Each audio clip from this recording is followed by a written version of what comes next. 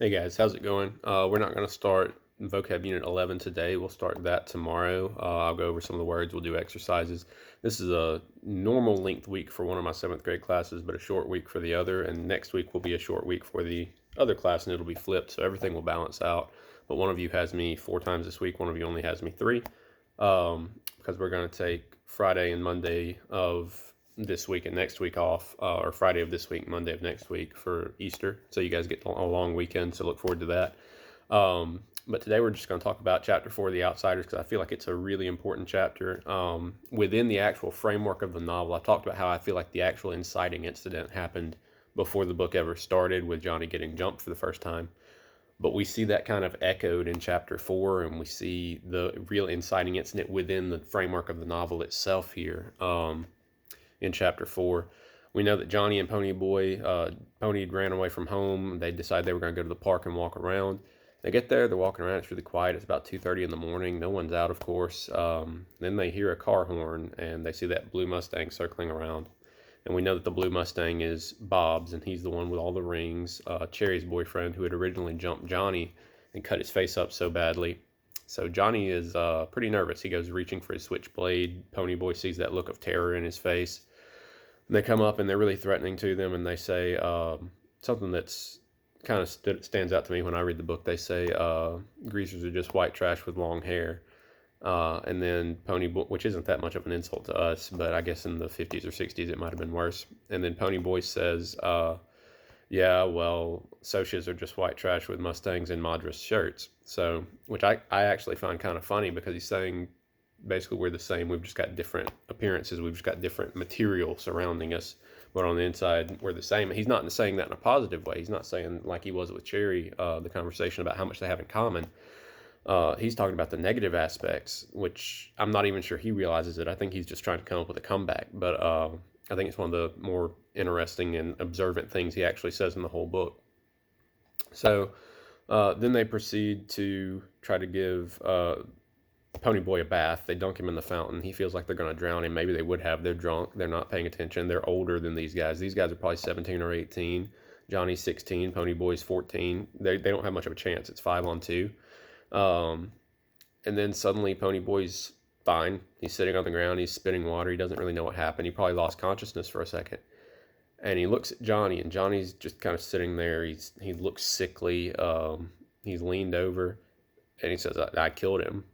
And Ponyboy looks over, and Bob's just kind of slunched over with blood coming out of him.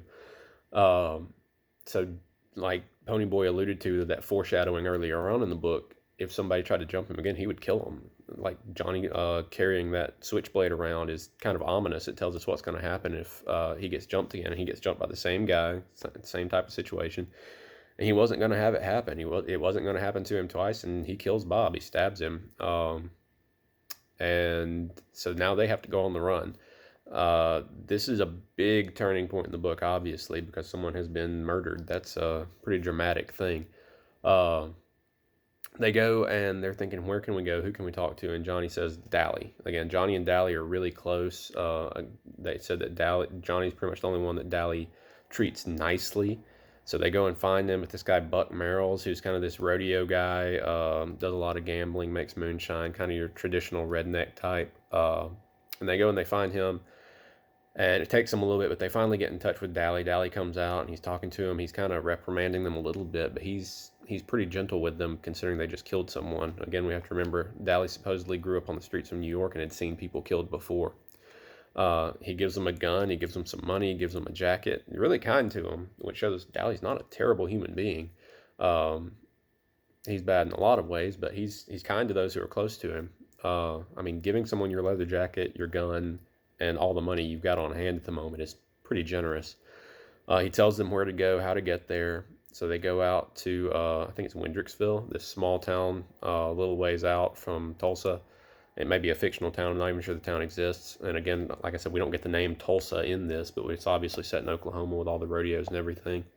They get out to Windricksville. Ponyboy remarks that, they're going to have to cut their hair. They're going to have to try to look differently because it's going to be obvious that they're kind of hoodlum types from the city. And they're trying to make it out in the country and not draw attention to themselves because they just killed a guy. So Ponyboy kind of combs his hair differently. He walks into town. He finds out how to get up to this mountain with an old church on it that Dally told them about. And so they go there. They fall asleep. Into the chapter. A couple things to notice from this chapter. This is the second time someone tells Ponyboy he looks like Soda. Johnny does it this time. Ponyboy again. He gets red. He gets red in the face. He denies it. He doesn't believe it. Which again shows how unobservant he can be about himself. He can see all these things about other people. He's very observant when it comes to what goes on around him. But as far as internally, as far as who he is, what he feels, he's not very good at understanding that. His internal world only applies to things around him, which is kind of paradoxical. It's kind of an opposite situation. But as we notice with Ponyboy, he's an observer most of the time in most of the situations he finds himself in. He watches things happen to people or things happen to him. He's not very active in the book, at least not to this point. I won't spoil anything going forward, whether he becomes more or less active, but he gets jumped at the start. People rescue him. He watches things happen, right? Johnny stands up to Dally when he's bothering Cherry and Marcia, not Pony. He's not participating in any fights. He gets his head dunked in the water and doesn't even see Johnny stab Bob. He obviously doesn't do it himself. He's not the one that comes up with the idea, hey, let's go see Dally. He's not the one that tells Dally everything that happened and gets everything. All he does is find out the location of the church, and Johnny tells him to go do that. He's kind of submissive, and yeah, he's the younger of the group. He's 14, so it makes sense. But for all of his intelligence, for all of his creativity, he does pretty much what he's told, and he's very much a follow instructions type, very much a watch everything happen around him type. He's not a very active, action-oriented person.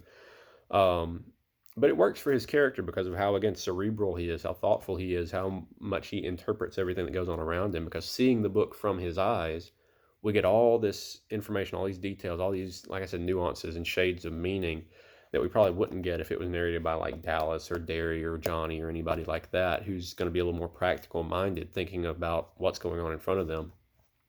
And like I said before, with Ponyboy's arguments with Derry, where Derry says, you don't use your head, you don't think about what's going on in front of you. As soon as they get to Buck Merrill's and start talking to Dally, Dally starts fussing on Ponyboy about not wearing a jacket and all that. And he says he sounded so much like Derry, I just stared at him, but he didn't notice. It's not just Derry that remarks about this. Derry's not being that hard on Ponyboy, in my opinion. I think Ponyboy actually is kind of stuck in his own head. He doesn't pay attention to what goes on around him. And a lot of us have noticed that he's kind of, in our discussion questions, we've commented on how he wants to be one of the gang, how he kind of is a follower. And it's so weird for such a smart kid to be like this. But yeah, he kind of is. He kind of wants to fit in and be part of that. But again, he's 14. Cut him some slack. So we're going to read chapter 5 tonight, okay?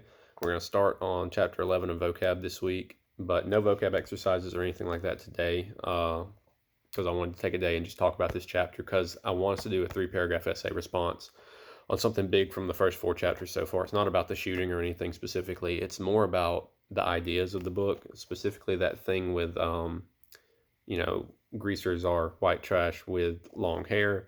Socias are white trash wearing Madras and driving Mustangs. And Madras is a pattern if you've never seen it. A lot of frat boys wear like Madras shorts. At least they did a few years ago when I was in college. I don't know if that's still a thing, probably. But I want us to think about that, because I want us to write a 3-paragraph essay.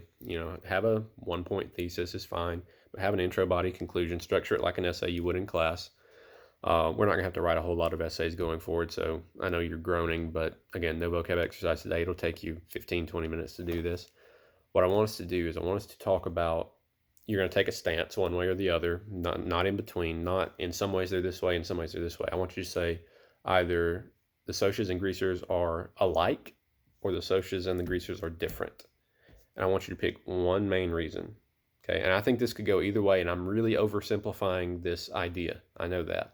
But I just kind of want your take on it right now. And now either post this in a private response. I'm going to create an assignment for it right after I post this video.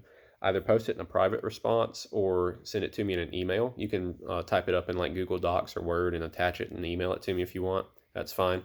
Don't post this on a public response, because I don't want, the whole feed of the class flooded with 3-paragraph essays. But yeah, so Are the Socs and greasers alike, or are they different? I think it's a little bit of both. I think it's a complicated question, but I'm forcing you to simplify it. So based on what you've read of the book so far, through chapter 4, for those of you who have read super far ahead and probably already finished the book, through chapter 4, are they more alike or are they more different? Because I think there are compelling arguments both ways, and I really want to see what you think about it. All right. Today's video is a little bit shorter because no vocab. You're welcome. See you guys.